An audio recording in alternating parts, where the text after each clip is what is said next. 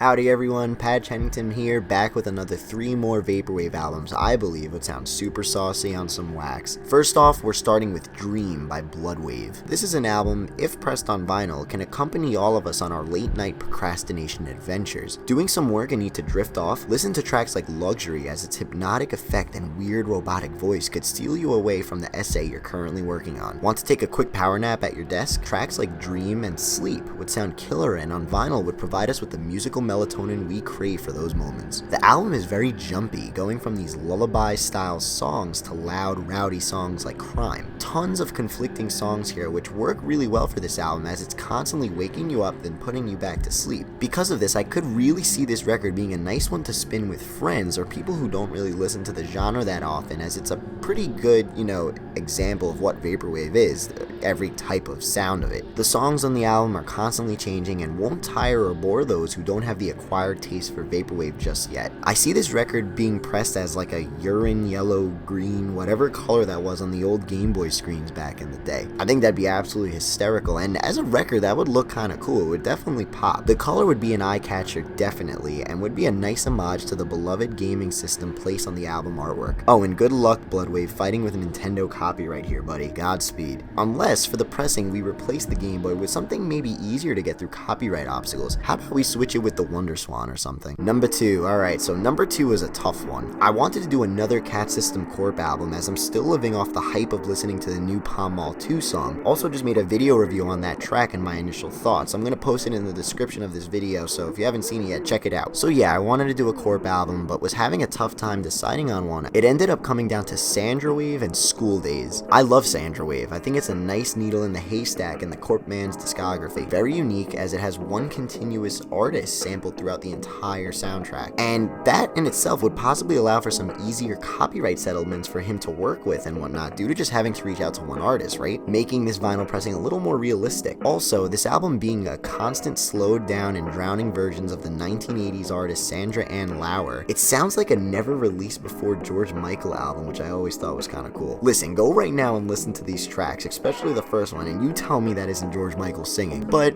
Sandra Wave is really one continuous washed out sound throughout the entire album, and while in Vaporwave especially, that can subjectively not necessarily be a bad thing. I would just like to see something with some more instrumentation pressed on vinyl, as Corp has delivered some great ones throughout his time, and I feel those types of production from him definitely deserve the vinyl pressing, and that's why I'm gonna go with Schooldays. This album is a splash of water to the face every time you listen to it. It's refreshing, feel good, and brings you back to a time in your life where you're sitting on your couch without a care in the world, playing Ape Escape for the PlayStation 1. The late 80s synth work on here is fiery, full of passion, and it's paired with a whole palette of instrumentation. Rambunctious jazzy saxophones, subtle guitars, and those keys that sound like icicles falling in a winter, snowbound, wintry wonderland. It's a nice hidden gem of an album that goes under the radar. The album has the ability to age well with its solid song anatomy and deserves to have the vinyl treatment. For the record here, I'm gonna go humble and make this thing the standard black. The artwork on the album has so many colors already, with the anime art style to that traditional Japanese obi strip, that I don't want to detract from those colors. A similar experience and thought I had when discussing Death's Dynamic Shroud's I'll Try Living Like This vinyl, where there were so many colors on that pressing, I just didn't want to look away from it and get distracted by the vinyl itself. Furthermore, there's the discussion that colored vinyls don't sound too good over time, so if that's the case, we can at least have Schooldays sounding great in our vinyl libraries for years to come. And for the finisher, number 3, we're going with Marble of Fantasy by Haircuts for Men. First off, before we even get into anything here, I gotta jump straight to that album art. That has gotta be the most satisfying color of green my eyes have ever seen. Who isn't a sucker for a nice forest green? Sound-wise, this is an album in Haircuts for Men's discography that would transfer over perfectly onto a vinyl pressing. For any of those who like Toro y Moi, HFM will give you that similar sound aesthetic and composition with this album. A lot of emotional synths that clash with some intelligently placed chimes and bells, and some sharp,